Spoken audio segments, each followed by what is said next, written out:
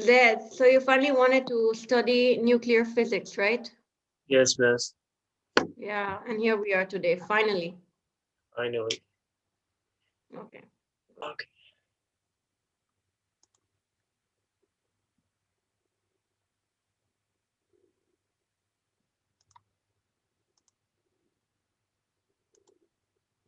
So did you have a read on it, or you want me to Yeah. go about the entire thing No, all no, over no. again? That's the thing.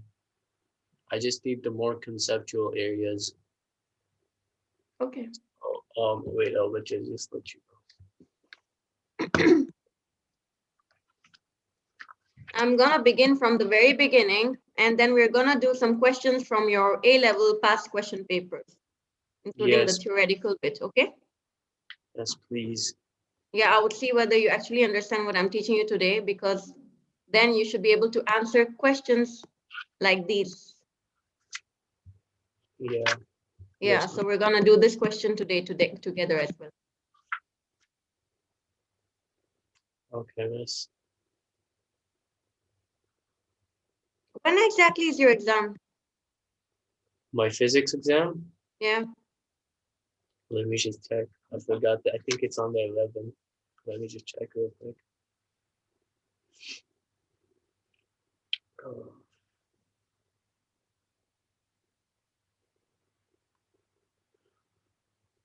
physics, physics unit 4.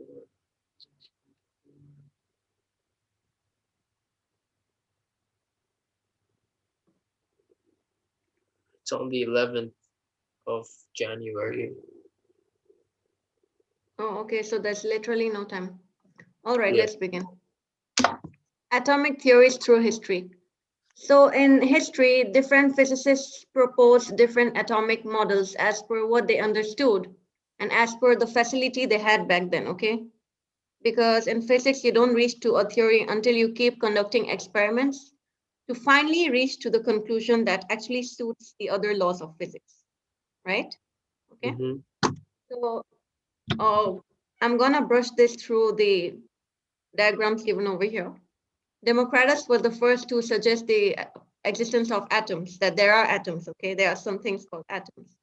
And after that, with this guy, Dalton, he came up with his own atomic theory, and he determined atoms and distinguished their masses and said that we can form compound things called molecules, right? From their atoms, okay? Atoms make further molecules, and then they join together to make the complete element that can be joined together again to give us an entirely different result as per the chemical composition of that substance or that new element or whatever it is, okay? That mixture. Yes. So now let's go to the main thing that we want to start with, the main hypothesis that began all this thinking. Thomson's plum pudding model of atom. Negative electrons are scattered through a positive dome. What this guy thought was electrons are just swimming around the ocean of positive um, dough. Like, you know, he thought that there was a dough that has been distributed, and all you have there is like positive M&Ms, and electrons are just there in between. But otherwise, the entire dough, the composition is of positive ions. That's what this guy thought. Until Rutherford finally came and he goes like, I don't really think you're right. Okay. And what Rutherford proposed finally was that a large amount of charge, okay, and most of the mass is concentrated in this tiny red nucleus that you can see. He said most of the mass of the atom is concentrated at the nucleus, only the nucleus, and otherwise most of the space around it is hollow. And the Hollow. electron is at the periphery or boundary of that atom. All right. Yeah. So Bohr's atom model, he said that there are limited electrons and they have their own energy orbits, the way we have planets around the solar system that orbit, right? So he said that electrons, they orbit around the atom too in their own shells or orbitals, like we call them, and they all have their energy levels. They reach to an excited state, they jump up, they come down depending on the energy that they are supplied with. Okay. So I'm gonna start with alpha particle scattering. So there were these guys called Giger Marsden. Okay, when Rutherford went back to, I guess, US or some other place, they collaborated with him, and Giger Marsden, they came forth to further verify whether Rutherford's nuclear model of the atom was actually right or not. Okay, what did they want to verify? They wanted to verify whether the nucleus was the center point and whether it had the mass concentrated over there, and whether the remaining space around the atom was hollow, right? The remaining space, and whether the electron was at the periphery instead of being in the positive C dot, just as things in between, all right? This is what he wanted to verify. That is it just like a positive thing in which you have negative things in between, or is Rutherford's model correct? Let's verify it. And so what they tried doing, let's just read this quickly and then I'll explain this diagram to you. Between 1909 and 1911, Giger Marsden, these two guys, they undertook an experiment in which they aimed alpha particles at an extremely thin gold foil. I'll go to the diagram beneath, but let's read this first. Their expectation was that alpha particles would pass through, possibly with a little deviation. The results generally followed this pattern, and the vast majority passed straight through. However, a few alpha particles had their trajectories, the path they follow, okay, deviated by quite large angles. Some were even repelled all the way back from where they had come. Rutherford commented, "It was almost as incredible as if you had fired a 15-inch artillery shell, the bullet, at a piece of tissue paper and it came back and hit you." Okay, just imagine you have this and then you hit it and then it kind of comes back and hits you. Yeah. If I tell you something right now, imagine you have this. If you put a bullet, if this is solid, okay, do you expect it to go through it or come back? Go through it. Um, if it's not in vacuum, then Come back and hit you. come back and hit you, right? Yeah. Definitely, your thing would be, oops, it's just gonna come back like a boomerang, Yeah. isn't it? It's supposed to come back. But what these guys realized is that it passed through, and some of them they actually even deviated as per their regular trajectory that they should have followed otherwise. Okay, Mm-hmm. so now let's see. Having repeated the results hundreds and hundreds of times again, they finally came to the conclusion that it was necessary to change the model of atom, right? Because we all conduct these experiments just to see how the model of atom actually is. What does it have inside? What are its elements, right? Okay, Yeah. we're trying to dissect the atom to see what components does it have. What are the charges? What is it made up of? He developed a small model with a small nucleus at the center of the atom, which contained a large amount of charge and most of the mass of the atom. See figure C, table A.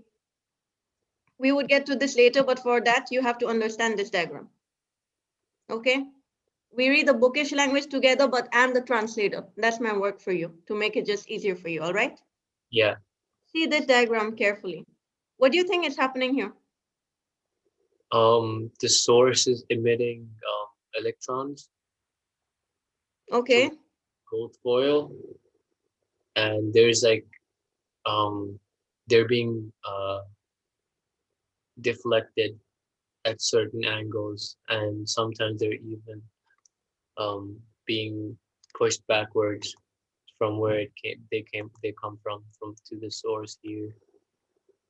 So they're hit.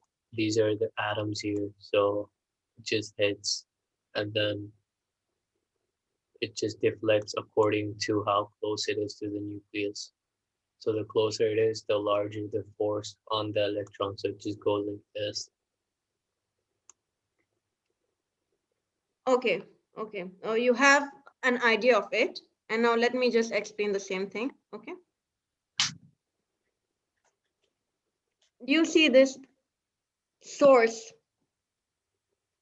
This is the place from where the alpha particles are being bombarded. And alpha particles are positive. They are not electrons. Remember that. It's not a cathode ray. Yeah. Okay? Alpha particles are positive. It's a helium atom. Okay? So we bombard alpha particles onto this thin gold foil, a very, very thin gold foil. And this guy observes it from the microscope that can be moved. This is a movable microscope, by the way. He Movable. can adjust it to angles from which he can notice what is happening. Okay, it is movable. It's not just fixed. There are so many things they miss in textbooks, and that's why you don't get the entire gist of it. Like you do not know the alpha particle is positive because it's not mentioned yet. Okay. Anyway, Yeah. so let's see what happens. Now we're gonna go down, and firstly, most of the particles, most of them, they went through straight. Without any Okay, difference. they went through straight. You could say 99% of the alpha particles, all the alpha particles being bombarded here, 99% of them were able to go straight. The other ones, they deviated from their normal trajectory and deflected. That means they either went here or then they went here as per their angle. Yeah. Angle of what? We'll Angle. come back to that too, okay? How did those angles come up? And why did those angles come up? What is this right now?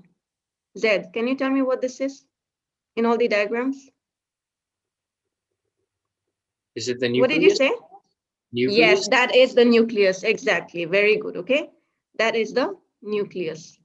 So if most of them are going straight through the thing, that means the entire place is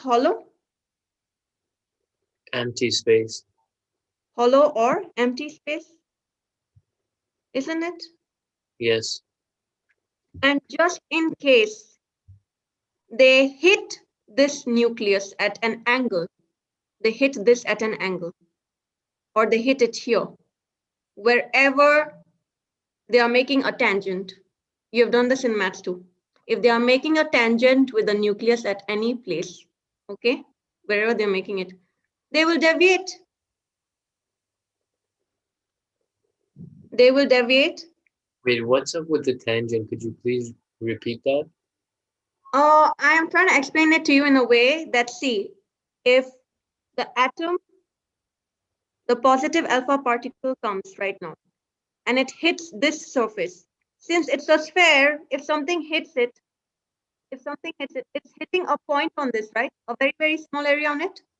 A very, Yeah. very small area, isn't it? Uh-huh. Wait, let me move this. Okay. Yeah. A very, very small area. We are differentiating it. We are taking a very small part of the area. And so it doesn't just hit it. It has on a circular thing, the surface, when you come onto the surface, you're hitting something, it hits it on a tangent, right? Yeah. Because it's not a flat surface. It doesn't have this thing that, oh, it hits this larger part of the rectangle, the wider part. It's not that. It just hits a small point. It could be anywhere. There are infinite points on that circle that it could hit. So I'm just explaining it to you because it makes that tangent with a small thing. It hits it and comes back, isn't it? That could be a possibility too. Or if it hits it in a way that the angle built by it is larger, it would deviate. If it has a smaller angle, then it would deviate again. Okay? So if the deflection is small, Z, understand, if the deflection is very small, if it hits it, suppose it has hit this place now. If it's a small deviation, it's gonna be like that. Okay, so if it hits it like like parallel, then the deviation is small. Yeah, okay. No, not parallel. We're not talking about parallel. Parallel or 180 degrees, That's the diagram over here, okay? That's the diagram over here. I'm just talking about the first diagram here. Please do not get confused. Okay. They either pass through completely. When the alpha particle passes through, that means it did not hit this nucleus, it just passed through it. Yeah. And in case it hit the nucleus, what could happen? What are the possibilities? That they deviate or they diverge or they deflect, right? That means Yeah. they won't follow their normal trajectory, which was on 180 degrees, passing straight. They Yeah. would either go up or then they would go down completely, Down. Yeah. right? So Yeah. if they're hitting the upper part of the nucleus, they just go towards that upper angle because they made a larger angle. If they Yeah. are hitting the lower part, making a smaller angle, they They just just go keep downwards, the bottom. right? Yeah. Okay, that's what I'm trying to let you know. And now that's what he's saying. The more deflection is made, the more you would see it going down. It's considered more deflected when it hits the lower part and makes the angle go Downward. downwards. Okay, Yeah. right. Alpha particles paths in scattering from gold atoms. Approximately 1 in 8,000 was deflected through more than 90 degrees. Yes. Okay. Momentum conservation dictates that this is only possible if scattering is from something more massive than the alpha particle itself. Okay.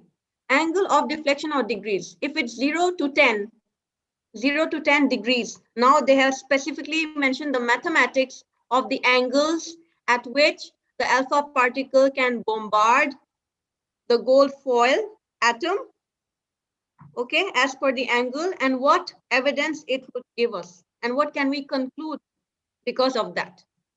So given that we have the angle of 0 to 10 degrees, they would pass straight.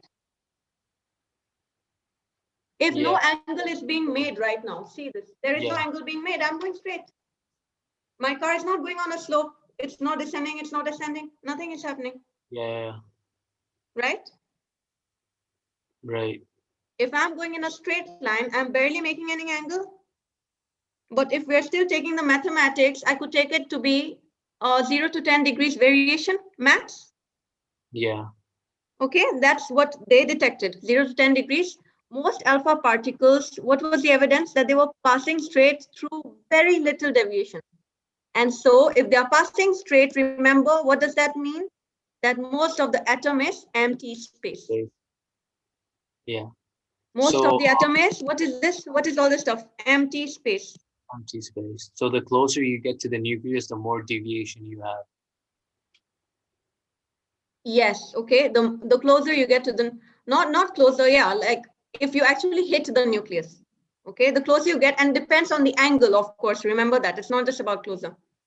The Is angle it? to which you approach the nucleus, and in Yeah. case you touch the surface or you're very close to it, then it would get deviated, Yeah. So because this one's very right? close to And the it could nucleus. make a larger or a smaller angle. Yeah. Okay. Okay. This is the empty space. Remember his plum pudding model, Thomson guy, J.J. Thomson. What did he propose? He said that no. You know what I think, you guys, is like everything is just positive, and there are probably just negative things in between. He Yeah. said that this is an entire sea of positive stuff, and in that case, what would have happened It shouldn't. It shouldn't even be able to if pass. this were all positive? It Then what shouldn't would be have able to happened? Then pass. tell me, yeah. And this is my nucleus now. Alpha particle, positive particle comes here. What would happen? It wouldn't pass through. Okay, then what would happen? You tell me. It What would. term would you It use for it? would move. It would repel every single time. It would repel. Okay, Yeah. there is no passing through. So that's why he was wrong. Had it been a sea of positive ions, an alpha or positive particle being bombarded as per the law of magnetism, okay? Even as Yeah. kids, we've been doing that. North repels north, south repels south, and north and south magnet attract, or poles Attract. attract. So it would right away just repel, okay? None of it would have passed, even if there were electrons. Now, do you know why? Electrons would be attracted to the positive charge and stay in the middle, stay in the atom itself. Okay, Because now I had a question when I read this kind of stuff. A question came into my mind generally. I don't know if this question would come into your head, but see, if we are passing it through, wouldn't you imagine that if there were an electron in the outermost shell of that atom, what would happen? Like, isn't it supposed to attract that alpha particle or something? What would happen in that case if there was an electron present? Have you thought about this? yeah, but when I read about it, it said that electrons' force on the alpha particle isn't as strong as the force from the nucleus to the Why? alpha because it's Exactly, why? much more concentrated in charge and mass. In mass, okay? Exactly. That electron's mass, the mass of the electron, is 1 by 18/40th of the mass of your positive particle. Yeah, So that means even if, just in case it encounters, you know what's going to happen? The electron is just going to fly away with the alpha particle. It's going to be taken out of its orbit. That's how strong the force of the alpha particle is, that it's imposing on that electron too, due to its negligible mass. Okay? like, Good, yes. I'm glad you read this. Okay, all right, let's go ahead. Chadwick's theory of the neutron. Rutherford determined that most of the atom's mass and all the positive charge was held in a very small nucleus. Yes, most of the mass is concentrated in that nucleus, and electrons were at the periphery or the edge of the atom. Yeah, Yeah, okay, fine. Let's do this. This is our nucleus. This is our Mr. Electron in the periphery or the boundary. Okay, the difference between the nuclear mass and no number of protons in it caused a problem though. Nuclei were too massive for the number of protons they contained. Rutherford suggested that additional proton-electron pairs bound together form the extra mass in the nucleus. He goes like, dude, it's not just the number of protons now. Let's just assume that there is a pair of both the protons and electrons that actually add to this additional mass, if it's not tallying up or summing up to what it's supposed to be. Okay? Then in 1930, this lady called Miss Curie and her husband Frederick, they found out that alpha particles striking beryllium could cause it to give an unknown radiation. Same sort of thing. Now there's a radiation coming up. Okay. Earlier alpha particles were just passing through. Now there is a radiation that has come up.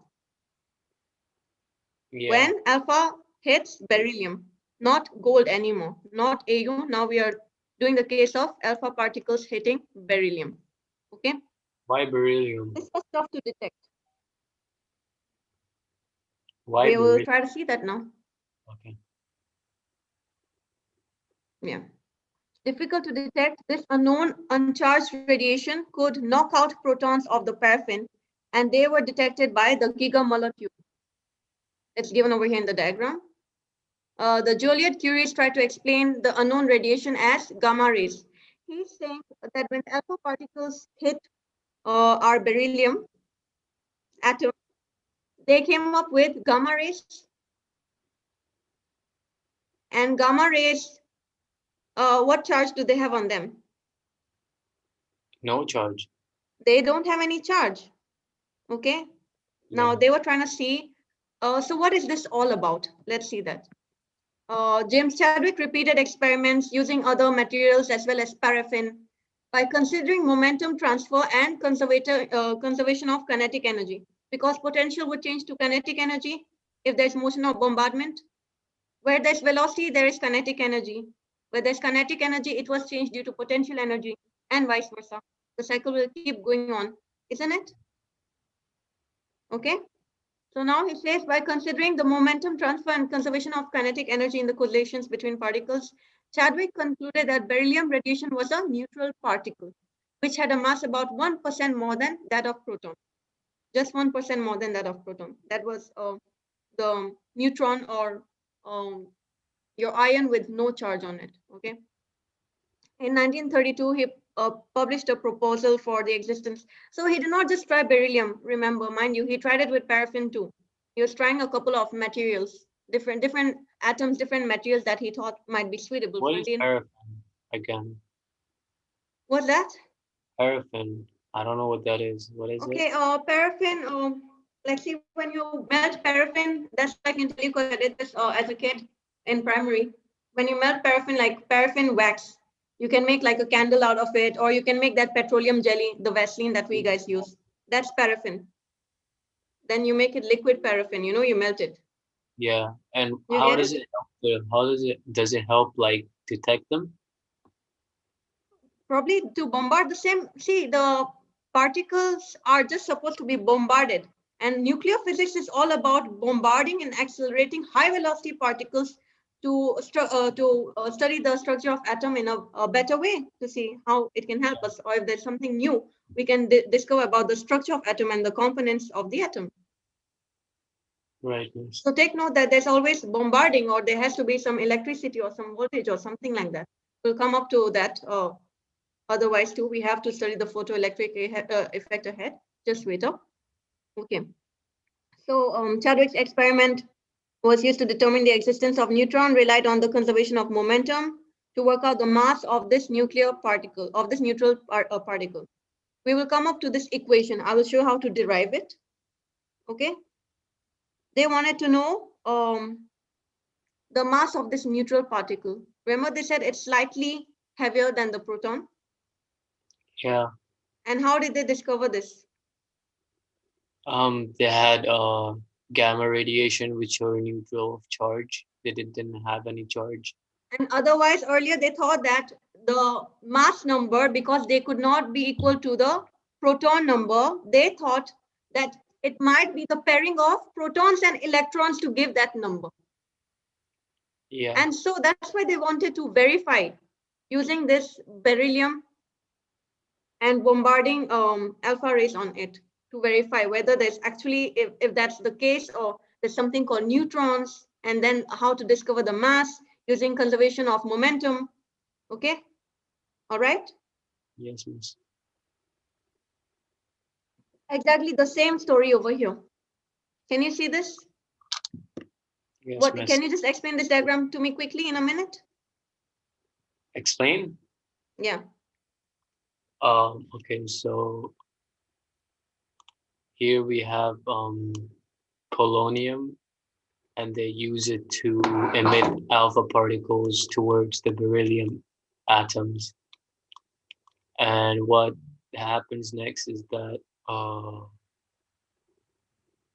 there is bombardment of so the protons in the alpha nucleus bombard with the electrons of the beryllium in the outermost shells, which causes a proton electron mixture. It's not really a mixture. It's like they bombard and form another particle, which is the neutron. Okay, And that proton electron act like a pair to form the further neutron. Okay. neutron, and then there's gamma rays being detected by the detector over here, which shows that the That gamma rays have no charge, no which means charges, that neutrons have no charges. The neutrons or gamma rays have no charges. Protons, of course, we can see what in whatever way he detected that these are protons and they have positive charges. The other particles coming out were in the form of neutrons. The gamma rays carried no charges. um Okay. he- here on the diagram it says these are neutrons, but these are protons, the red ones. The How red do ones are protons, of course. then how does the neutrons over here not get detected by the detector over here? Because it shows that only protons See, can. we just know, we have just seen a couple of protons or the number of protons coming out. We do not know exactly how many neutrons or whatever was there. We always have to calculate that mathematically too, otherwise, because they have no charge. And it's not like the electrons came out if they were paired with the electrons too. Did we see any negative charge No, we there? didn't. So that means that something must have happened to them, right?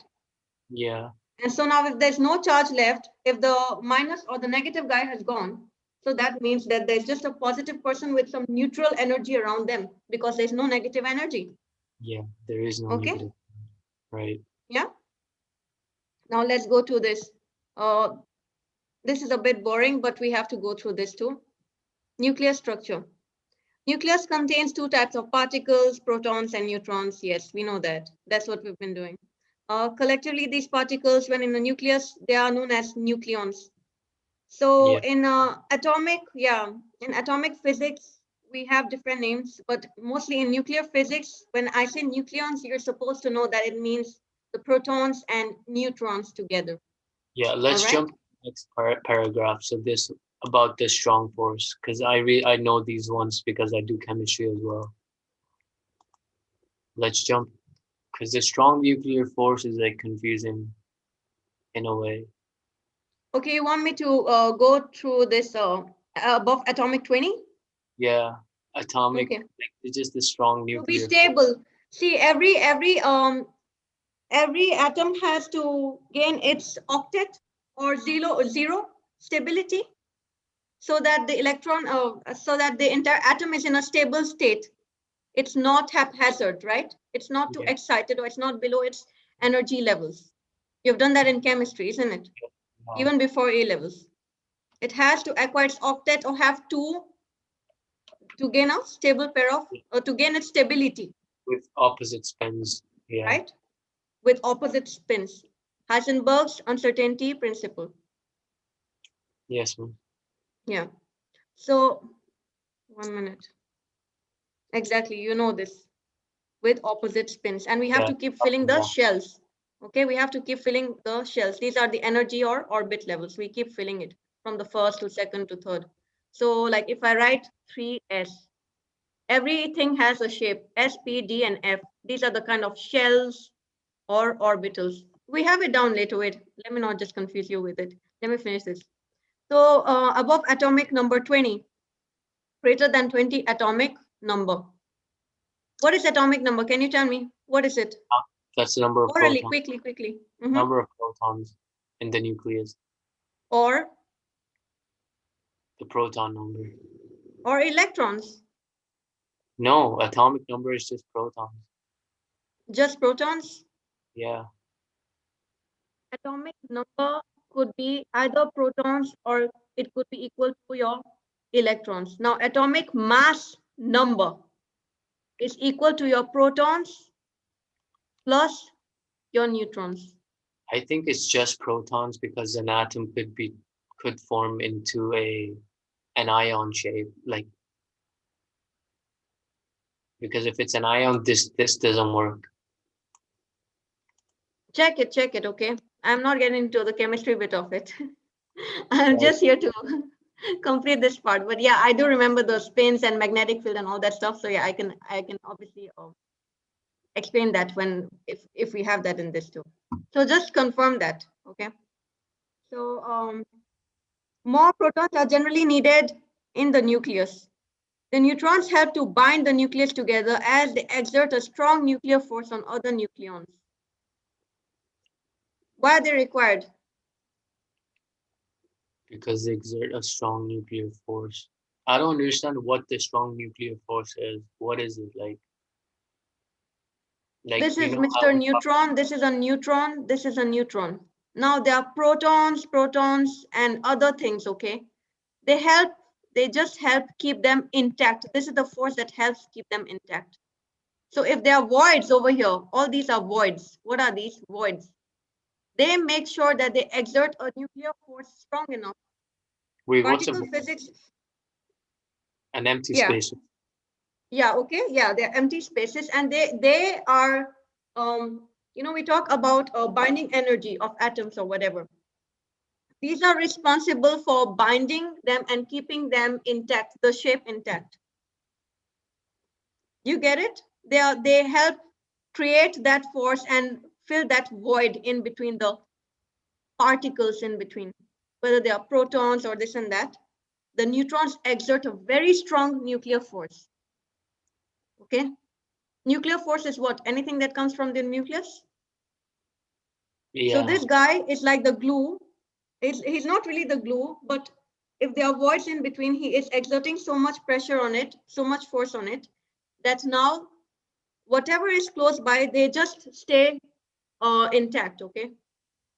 It's like a teacher telling like a lot of students in a group, if they are at a distance from him, he's standing there and his presence is making a very strong impact on the students, and so they are staying in order. Yes, miss. That's how it works, okay? And they act as a space buffer between mutually repelling positive charges of the protons. That's what we were seeing, that there is a sea of protons right now. And so if there are, Mr. Nucleon is here, and there are empty voids out here, empty voids. So this guy is just exerting extremely strong force from here, wherever they are, so that they Kind of forces do it. not just, so that they don't just jump into or out of place, Otherwise, it's not going to have a definite structure. The atomic structure is going to be like an amoeba. Right. Okay. A question. Yeah. So you said that it pushes, like it kind of it applies a force on the To voids. help those mutual positive charges from repelling, just to like stay together at least. So this is a neutron over here. You Yeah. said that it's applying a force, right? Yeah. What kind of force is it? A push or a pull? It could be a push. So this is the void, right? And we have a proton over here. If it Yeah. applies force here, isn't the proton supposed to be pushed as well? If there is a proton here, add one more proton, because there are a lot of protons around it. Okay. There are a lot of protons. There's a sea of protons, and the poor nucleons right now, they're just trying to keep them intact. If this comes to this, imagine it's going to go back and hit it. But because they have some magical force, they are pushing it and keeping it intact. They're not pulling it. If they were pulling it, that means that even the protons could maybe go towards the electron side and just break the atom completely. Do you get it? Yeah. They are applying pressure in that spherical thing now just to keep them inside the lid. They don't want them to come out of the box. There are Right. people fighting inside. They want to repel each other. Now, a peacemaker comes, and because of his presence, those two people, even if they are not fighting, they just like kind of stay wherever they are, or maybe stand still. Oh, so like the Okay. neutrons help to re to remove the repulsion between the protons. Yeah, so that's what they're there to do, right? They're Okay, not okay. completely removing it, but they kind of, how do I say, um, if it's intensified, if two protons are there, Kind of like what you neutral. would expect is that the repulsion will, Yeah, it like right? neutral thing. Yes, and now that Mr. Nucleon is present, this guy's gonna be like, you know what? I'm not even gonna let you guys interact with each other for no reason. I'm here now. What do you guys wanna do? Stay where you are or make peace. You can't just repel and spoil the entire structure of the atom, because I belong in here too. I'm not Mm, gonna let you destroy our house. right. Make sense? Yeah, that makes sense. Okay. Okay. All right. So do you get this point completely now?